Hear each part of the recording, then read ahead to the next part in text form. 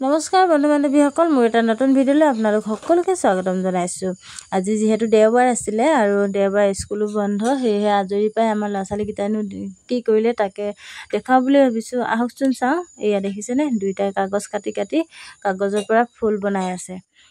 আগবেলা মই যিহেতু চেমনিলৈ গৈছিলোঁ, সেয়েহে সিহঁতকো লৈ গৈছিলোঁ আৰু বাকী আহি খাই বৈ আজৰি হৈ এয়া দুটাই কাগজৰ পৰা ফুল বনাই আছে। এইখিনি ধুনীয়াকৈ কাটি লৈছে আগতে, তাৰপৰা আঠাৰ লগে বনাব আৰু বাকী বস্তুখিনি এইটো বক্সত ভৰাই থৈ দিয়ে। এইফালে সূতা আঠা সকলোখিনি মানে কাগজৰ সৈতে ভৰাই থৈ দিয়ে, মানে প্ৰয়োজন হ'লে আকৌ উঠি যাব নালাগে।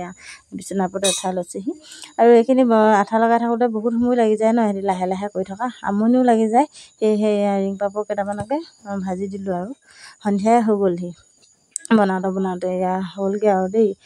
বৰ ভালকৈ বনাব পৰা নাই বাৰু, সিহঁতি সৰু হৈ আছে, সিহঁতি নিজে কাটে, মোক কাটিবগৈ নিদিয়ে, নিজে কাটি মেলি লয়। ইয়াত দেখিছে নাই, ফুলবিলাক সমান হোৱা নাই, তথাপিতো বনাবলৈ যে হেঁপাহ কৰিছে সেইকাৰণে বনাই আছে আৰু আগতো এইবিলাক বনাই থৈছে দেখিছেনে। স্কুল যেতিয়া বন্ধ পায় বা আজৰি পায়, আজৰি সময়ত এইবিলাককে বনাই থাকে আৰু পকা ৱাল নাই এতিয়া, আমাৰ কেঁচা ঘৰ বাঁহৰ বেৰতে লগাই থৈ দিছোঁ আৰু কেনেকুৱা লাগিছে জনাব সকলোৱে।